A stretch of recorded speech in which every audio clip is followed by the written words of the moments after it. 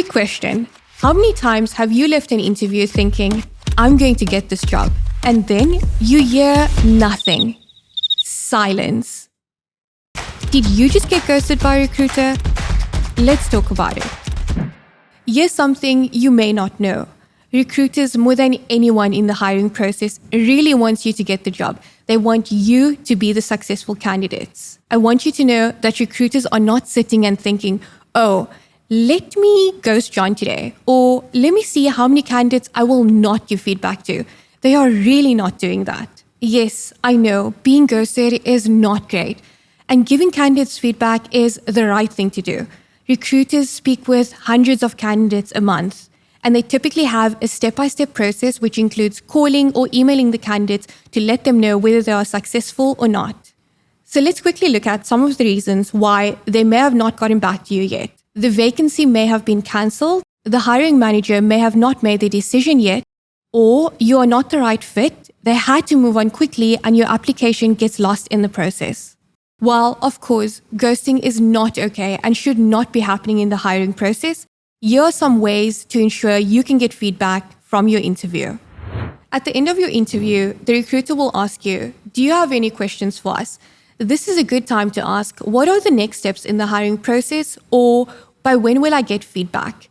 You want to make sure that you ask, who will contact me and by when? The recruiter might say, we will give you feedback by the end of the week. A lot could happen during that week. So a good rule of thumb would be to follow up the Monday or the Tuesday. So let's say you are unable to ask that question at the end of your interview. After your interview, after 2 or 3 days, you want to send the recruiter a thank you note. You want to thank them for their time and let them know that you are interested in the position and the job that you have applied for. You also want to ask them who will be in contact you with next steps and by when. You want to make sure that you ask a question so that the recruiter has to respond. In this way, if there is something holding the recruiter back from giving you feedback, example, the hiring manager is traveling, they will let you know the hiring manager is traveling and they will give you feedback in 2 or 3 days. And lastly, remember, if you receive a rejection letter, this may be for various reasons. The budget may have been taken away, they may have placed someone internally, or they may have found a more suitable candidate.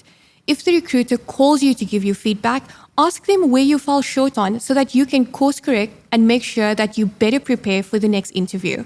If the recruiter emails you with feedback, ask them if they'd be so kind to hop on a quick call to give you some feedback so that again, you can course correct and prepare for the next interview. In conclusion, I want you to know that ghosting can happen in any organization, in any industry. So it's not a reflection on you as a candidate. These tips that I shared with you today is a way for you to ensure that you can get feedback in your interview. And lastly, you only want to follow up once with the recruiter. Otherwise, you are going to look desperate. The important thing is for you to get feedback. Thank you so much for watching. Good luck with your interview, and I hope you don't get ghosted.